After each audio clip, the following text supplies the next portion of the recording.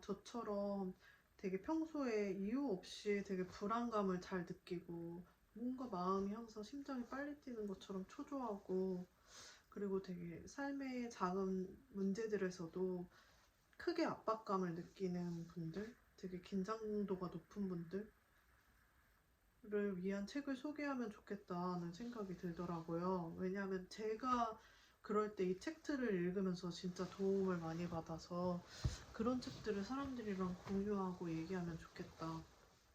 그래서 마음이 좀 편안해지면서도 재미있고 지루하지 않은 굉장히 흥미로운 책들을.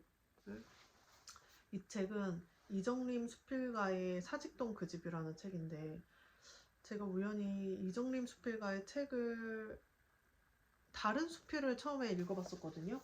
그게 너무 재밌는 거예요. 그러니까 재밌다는 게 막 웃기고 흥미롭다 이게 아니라 이분이 되게 글을 맛있게 써요.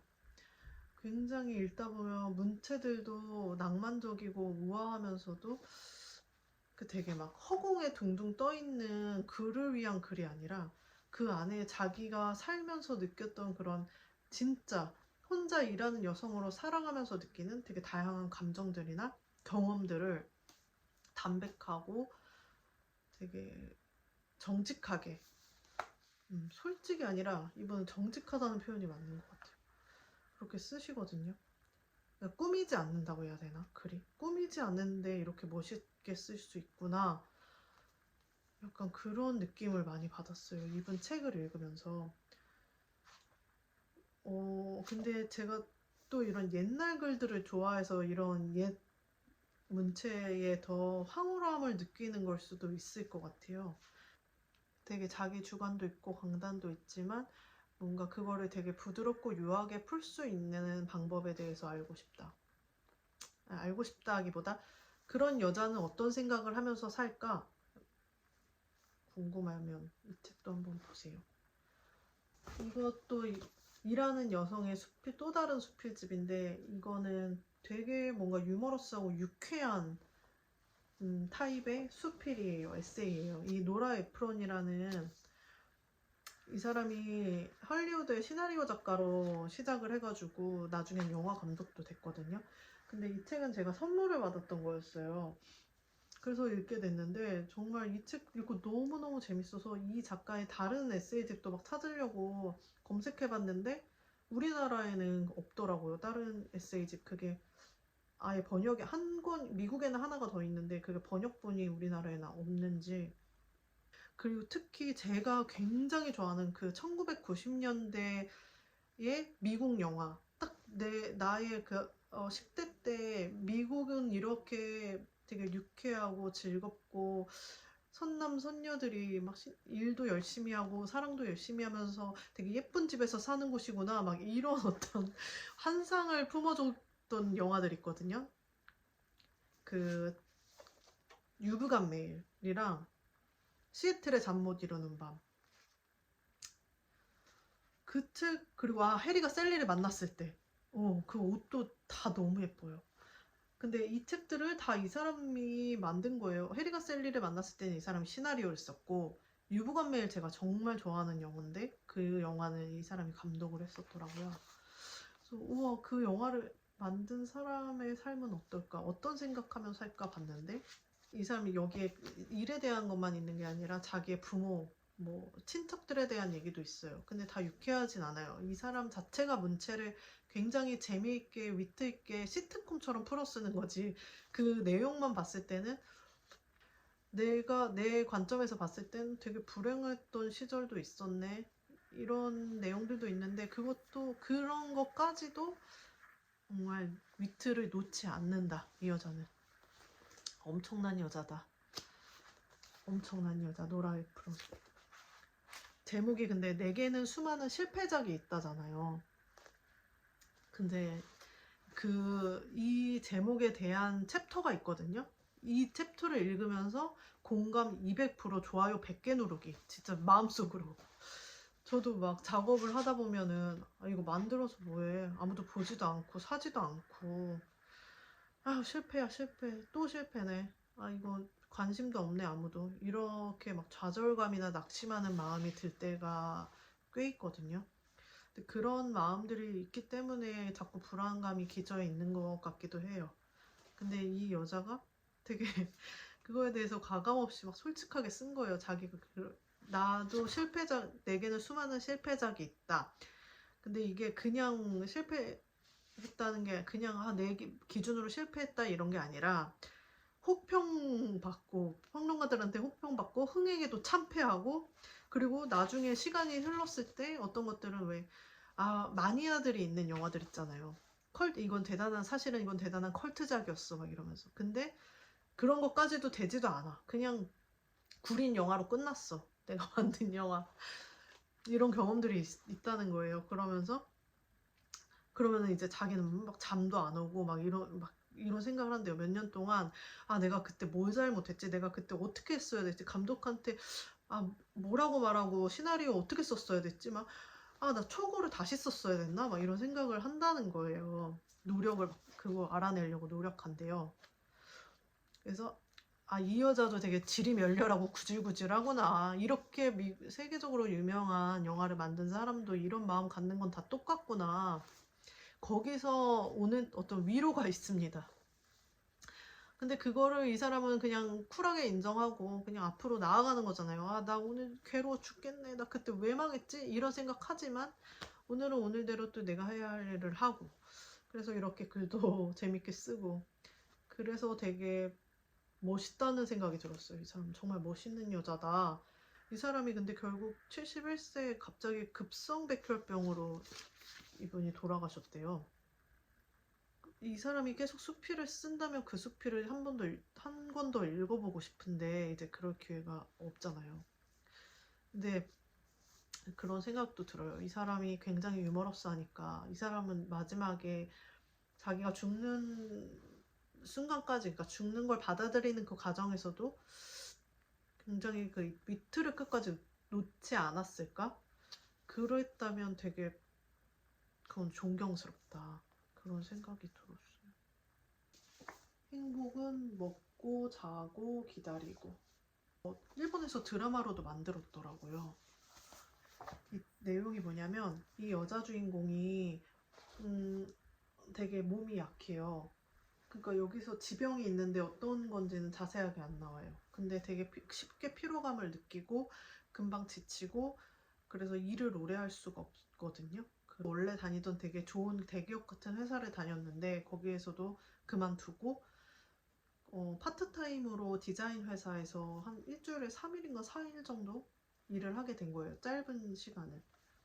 버는 돈이 확 줄어드니까 집도 좋은 맨션에 살다가 되게 낡은 구식 아파트로 이사를 가게 된 거예요.